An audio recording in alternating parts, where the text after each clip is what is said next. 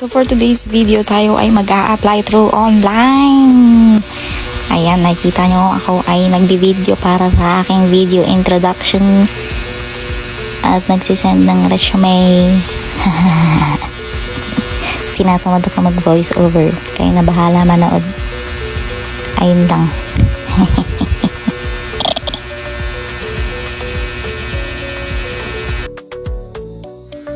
So, dun sa parte na yan, ine-explain ko kung paano mag-apply at kung paano mali.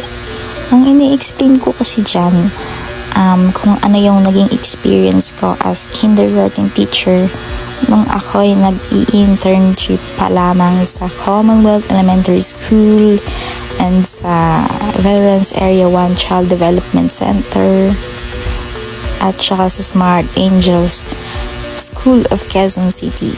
Ayun. Kaya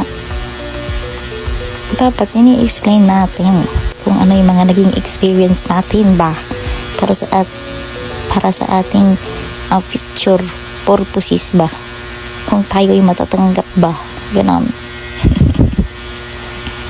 Hindi ko alam mag voice over, pero sige, bahala na kayo manood. Bye-bye. Naka-blur ang aking face kasi it's so awkward to post it, but I still posted it. Charot. Ayun lang. Additional ko lang yan. Bye-bye. Through these experiences, I strengthened my communication skills, creativity, patience, adaptability, and dedication to teaching. I believe that every child deserves a caring, supportive, and inspiring teacher who encourages them to become confident, kind, and lifelong learners. If given the opportunity to